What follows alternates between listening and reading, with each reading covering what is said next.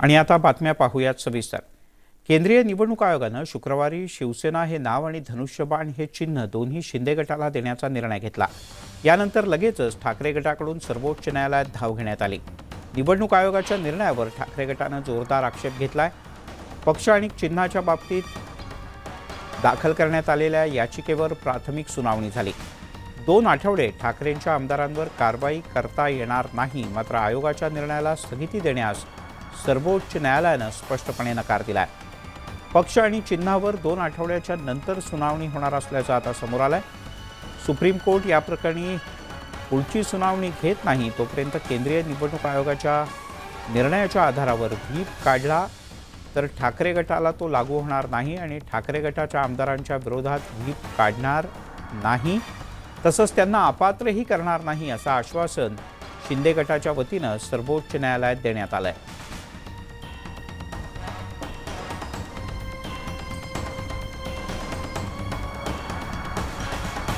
या अनुषंगाने कोर्टात कशा पद्धतीची सुनावणी झाली, काही मुद्द्यांवर नजर टाकूयात। पक्ष आणि चिन्हावर कोर्टात काय झालं तर शिंदेंच्या शिवसेनेला दिलासा मिळाला। धनुष्यबाण चिन्ह आणि शिवसेना हे नाव जे निवडणूक आयोगाने दिलंय त्यावर स्थगिती देणार नाही असं सर्वोच्च न्यायालयाने स्पष्टपणे सांगितलं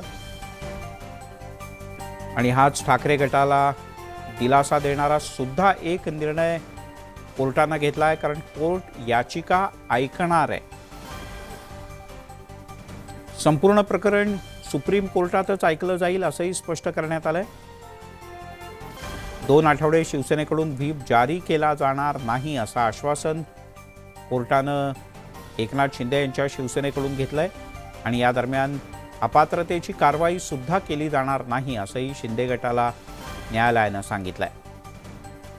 ठाकरे आणि शिवसेनेला कोर्ट नोटीस पाठवणार आहे आणि या नोटिसीला उत्तर देण्यासाठी 2 आठवड्यांची मुदत देण्यात आली। लेखी स्वरूपात आपापलं म्हणणं दोन्ही पक्षांना मांडायचं एवढंच नाही तर पक्षाची संपत्ती आणि निधी यांच्या संदर्भात कोणताही विषय स्थगितीच्या दृष्टीनं विचारात नसल्याचंही न्यायालयानं म्हटलंय।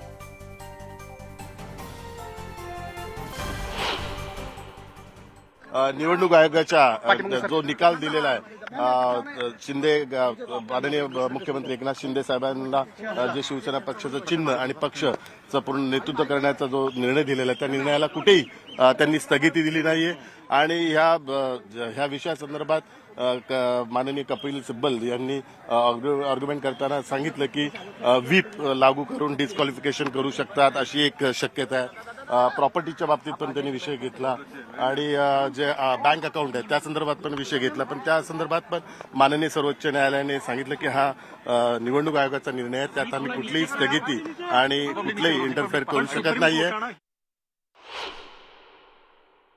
आता आम्हाला 1 आठवडा दिलेला आहे आणि त्यांना 1 आठवडा दिला आणि 2 आठवड्याचं सबमिशन करायला सांगितलं। 2 आठवड्यानंतर सबमिशन केल्यानंतर त्यानंतर पुढील हे कारवाई होईल, पण आता जी स्थगिती त्यांना स्टे हवा होता निवडणूक आयोगाच्या त्या निर्णयावर तो स्टे दिला नाहीये आणि डिस्क्वालिफिकेशनच्या संदर्भात पण माननीय सर्वोच्च न्यायालयाने सांगितलं की जो माननीय निवडणूक आयोगाचा निर्णय त्याच्या प्रोसेसप्रमाणे ते पक्षाच्या अंतर्गत काही कारवाई ज्या काही करू शकतात।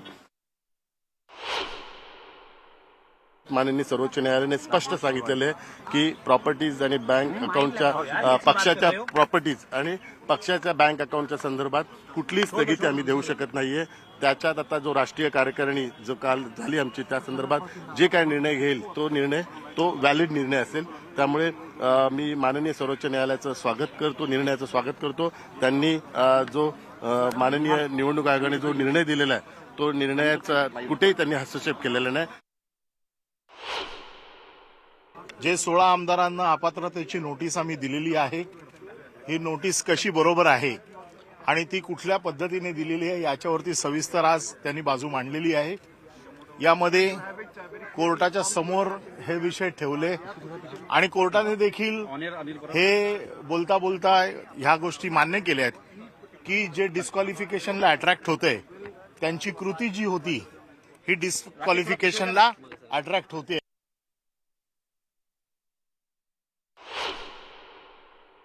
दुसरी जी SLP होती, इलेक्शन कमिशनने जे शिंदे गटाला चिन्ह दिलं होतं, शिवसेना नाव दिलं होतं, धनुष्यबाण चिन्ह दिलं होतं, त्याच्या विरोधात आम्ही जी न्यायालयामध्ये SLP केली होती, याच्यामध्ये न्यायालयाने पुढे 2 आठवड्यांची मुदत दिलेली आहे आणि त्यानंतर रिजाइंडरला आम्हाला 1 आठवडा दिलेला आहे, असे 3 आठवड्याची मुदत दिलेली आहे.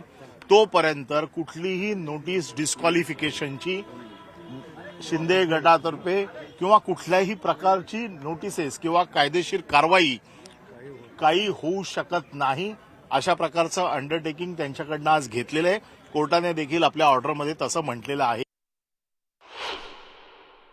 या वेळेला आम्ही जे चिन्ह आणि निवडणूक नाव जे शिंदे गटाला दिलेलं आहे शिवसेना पक्षाचं, त्याला आव्हान दिलंय. त्याचा जोपर्यंत निर्णय लागत नाही तोपर्यंत शिवसेना उद्धव बाळासाहेब ठाकरे हे जे नाव आम्हाला कसबा आणि चिंचवड निवडणुकीपर्यंत दिलं होतं ते कंटिन्यू करायला आम्हाला परवानगी दिलेली आहे. त्यामुळे ह्या SLPचा जोपर्यंत निकाल लागत नाही तोपर्यंत आम्हाला प्रोटेक्शन देखील आहे आणि तोपर्यंत या पक्षाचं नाव वापरण्याचा आम्हाला अधिकार देखील आहे.